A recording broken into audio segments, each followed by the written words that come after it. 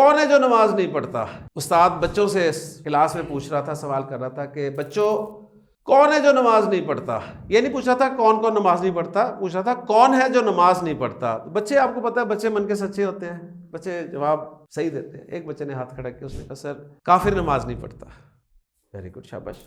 ایک بچے نے ہاتھ کھڑا کیا، اس سے پوچھا گیا تو اس نے کہا کہ سر جس کو نماز نہیں آتی وہ نماز نہیں پڑھتا۔ ایک بچے نے اخیر کر دی، اس نے ہاتھ کھڑا کیا، اس سے پوچھا تو اس نے کہا سر جو مر جاتا ہے وہ نماز نہیں پڑھتا۔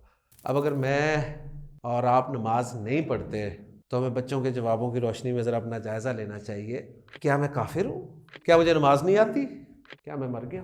نماز، میں نے جب آپ سے سوال کیا تھا کہ قرآن مجید میں سب سے زیادہ ذکر، قرآن کی سب سے بڑی نصیحت کون سی ہے، تو آپ میں سے اکثر نے نماز کا کہا تھا، ہے نا؟ اس کا مطلب ہے قرآن میں نماز کا کتنا حکم ہے، لیکن بدقسمتی ہماری کہ ہم نے نماز کو چھوڑ دیا۔